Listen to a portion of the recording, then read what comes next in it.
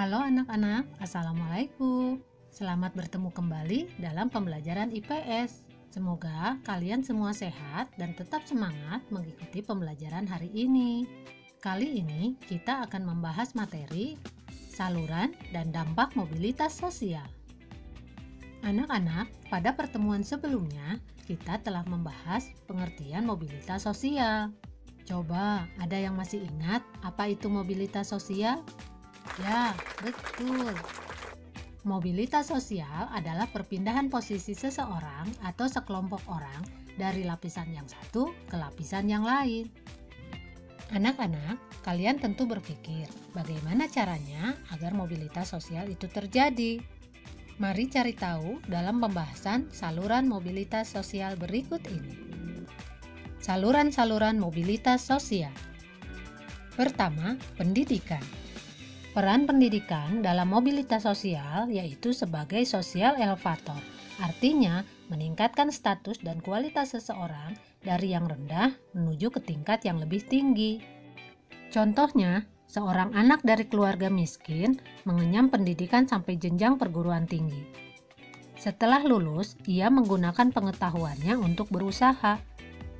Setelah ia berhasil menjadi pedagang, secara otomatis status sosialnya juga meningkat. Yang kedua, organisasi politik.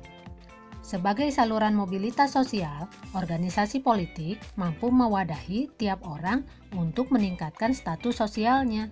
Status sosial bisa meningkat bila seseorang tersebut berdedikasi dan memberi manfaat bagi organisasi maupun bagi masyarakat. Sebagai contoh, Insinyur Soekarno ketika mendirikan Partai Nasional Indonesia tidak memiliki jabatan di pemerintahan. Namun, melalui perjuangan politiknya, Soekarno semakin dikenal rakyat dan penjajah. Sehingga pada saat kemerdekaan, Soekarno dipilih menjadi Presiden Republik Indonesia. Yang ketiga, organisasi ekonomi.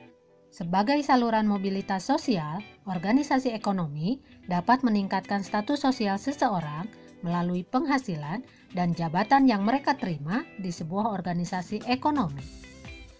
Contohnya, seorang direktur di sebuah perusahaan mempunyai pendapatan yang besar serta jabatan yang tinggi. Hal tersebut membuatnya dihormati oleh masyarakat serta karyawan di tempat kerjanya. Yang keempat, ada organisasi profesi.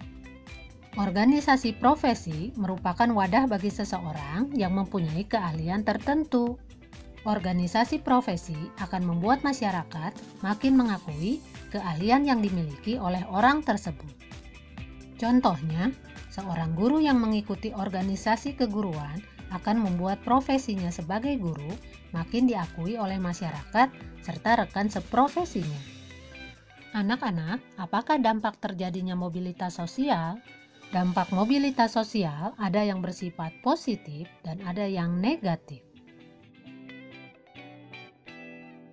Dampak positif terjadinya mobilitas sosial.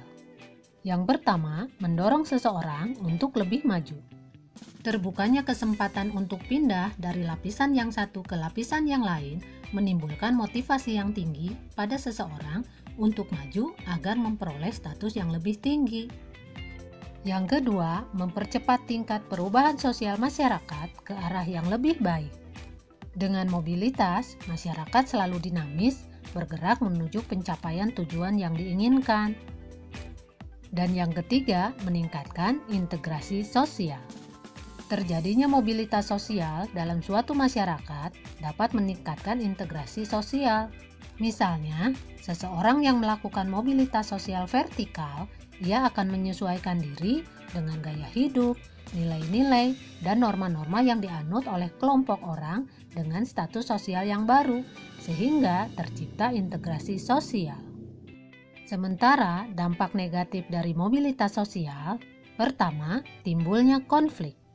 Apabila pada masyarakat terjadi mobilitas yang kurang harmonis, akan timbul benturan-benturan nilai dan kepentingan sehingga kemungkinan timbul konflik. Yang kedua, gangguan psikologis. Mobilitas sosial dapat pula mempengaruhi kondisi psikologis seseorang. Misalnya, menimbulkan ketakutan dan kegelisahan pada seseorang yang mengalami mobilitas menurun. Yang kedua, adanya gangguan psikologis bila seseorang turun dari jabatannya. Yang ketiga, mengalami frustasi atau putus asa bagi orang-orang yang ingin naik ke lapisan atas tetapi tidak dapat mencapainya. Gangguan psikologis tentu tidak akan terjadi pada individu yang lapang dada, menerima keadaan, dan kemudian bertekad untuk berubah. Anak-anak, manusia tidak dapat lepas dari mobilitas sosial, entah mobilitas vertikal ataupun horizontal.